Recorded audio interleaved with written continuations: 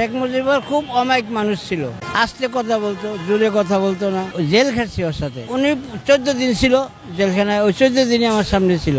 আমরা মুক্তিযোদ্ধা, আমাদের বলে রেজাকার।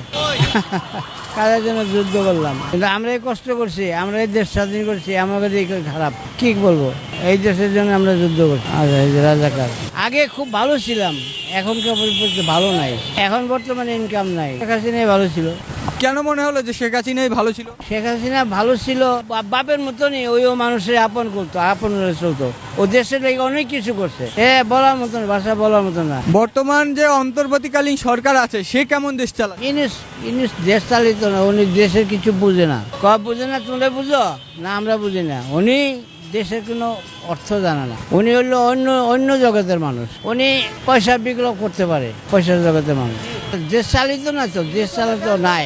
আওয়ামী লীগ তো দেশের প্রার্থী, এর ছাড়া নির্বাচন দেব কেমনে? এই দেশে শেখ হাসিনার প্রতি নিরাপদ, লোক ভালো ছিল। যে কদিন আছি ওই আওয়ামী লীগেই থাকবো। আওয়ামী লীগ তো নির্বাচনে অংশগ্রহণ করতে পারবে না, পারুক, বুঝবো না। কাকা বয়স কত আপনার? 98। বাংলাদেশ কে স্বাধীন করে? বাংলাদেশ স্বাধীন করেছে শেখ মুজিবুর। যুদ্ধে কি ছিলেন আপনি? জি, ছিলাম। আসলে এই 1971 সালের যুদ্ধে শেখ মুজিবুরের কতটুকু অবদান ছিল? অনেক অবদান ছিল, আর দেশের জন্য অনেক কিছুই করছে। ও তো দেশে বাঙালিরে আপন মনে করতো, যে আমার মতো না, আমার মানুষ। গরিব মানুষের কেমন পেট নাতি নাতিছে, এগুলা যানবাহন সব দিতে বন্ধ করে, এগুলা কি অত্যাচার শুরু করছে এরা বাংলাদেশ শেষ করে ফেলে দিয়ে যাচ্ছে। এখন কোন মুখে যাবো আমরা? এখন পথের ভিতরে বসে আছি। এটা আমাদের পাপ, আমাদের সাজা হচ্ছে। এটা সাজা দিচ্ছে আমারও। এই যে কিরা দিচ্ছে, মানুষ সবাই দিচ্ছে, 1 ঘন্টা 2 ঘন্টা ধরে চলে যাচ্ছে এগুলোর মধ্যে। কি করে খাবো আমরা?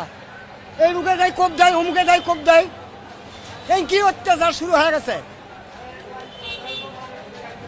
জামাত মাথার থেকে ঘুরে ঘুরে ঘুরে ঘুরে ঘুরে ঘুরে আসতেছে, প্যাসেঞ্জার নামে চলে যাচ্ছে, প্যাসেঞ্জার নামে চলে যাচ্ছে। এটা কোন কথা? 1 ঘন্টা 2 ঘন্টা এই কোন ব্যবসা শুরু হয়ে গেছে?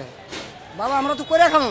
আওয়ামী লীগের আমলে খুবই ভালো ছিল, যে আমাদের মাথার উপর একটা ছাদ ছিল, এরকম একটা ছাদ ছিল। কিন্তু বর্তমান যে দেহি এরকম বিচারই নাই, আচারও নাই, বিচারও নাই, কোনো কিছুই নাই। যার যেমনে খুশি সে সামনে চলতেছে, যার যেমনে খুশি সে সামনেই মাইরে ধরে খাইতেছে।